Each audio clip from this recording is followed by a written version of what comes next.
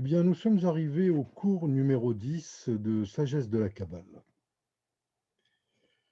Vous savez qu'il est dit que lorsque l'élève est prêt, le maître apparaît. Pour moi, c'est totalement faux. Ça pourrait être vrai dans certains cas de figure, mais pas dans les cas ordinaires.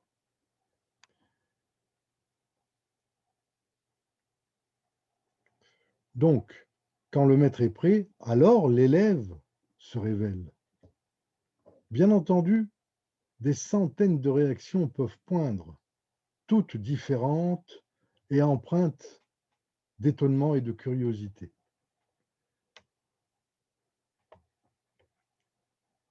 Mais regardez plutôt ce que la métaphysique en pense. Le don a précédé le recevoir dans l'univers. Ceci est une règle kabbalistique. Le don est représenté par le flux divin. Il se particularise en ce que tout, enfin du moins dans tout ce qui s'écoule, il y a le flux divin. Le recevoir est représenté par le kli. Le kli, c'est le réceptacle. Il se particularise par tout ce qui remplit et donc contient. Le contenu, quel qu'en soit le contenant du flux divin. En d'autres termes, le flux divin est le contenu du contenant. Le réceptacle n'est que la volonté de donner au flux une raison d'être. Le contenu est réel et représente impalpablement et éphémèrement celui-ci. Le contenant est virtuel et représente le présent en devenir, pas nécessairement le futur. Rien dans ce monde physique n'échappe à ces règles métaphysiques. Alors pourquoi un maître serait-il un vecteur d'attraction de l'élève?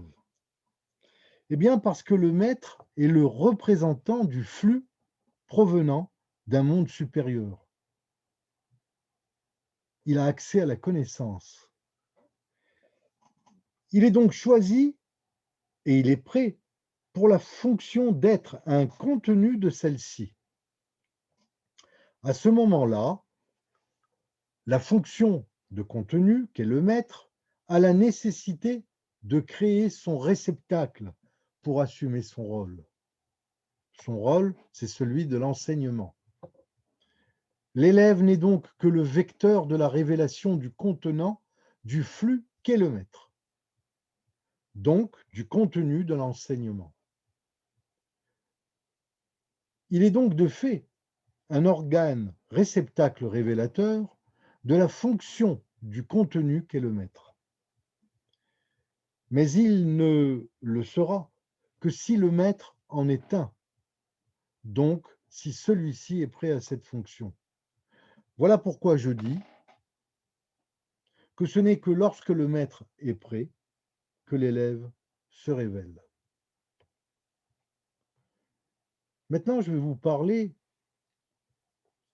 un petit peu sur la lumière et la conscience. Un petit peu, parce que on n'a pas le temps dans ces petites vidéos, et je reprendrai le sujet, bien entendu, en détail, plus tard. La Kabbalah considère que la conscience humaine n'est que de la lumière.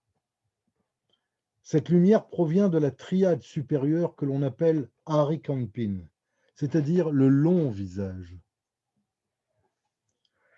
Elle est filtrée par la non-séphira d'Ahat. Plus une personne conscientisera un fait ou un acte, plus la séphira d'Ahat s'illuminera. En cas de conscience très élevée, toutes les séphirotes de l'arbre de vie du sujet se verraient illuminées. Si la conscience augmente encore, un point culminant et de non-retour advient. À ce moment, la lumière de l'arbre de vie illumine complètement la séphira Malchut. L'illumination de Malchut illuminera automatiquement la non-séphira d'Ahat. Celle-ci alors apparaîtra non plus comme une séphira supposée à effet virtuel, mais plutôt comme une véritable séphira totalement accordée avec les autres dans l'arbre de vie. En cas de conscience absolue, la lumière de l'arbre disparaîtra dans la séphira d'Ahat, pour remonter, bien entendu, dans les mondes supérieurs.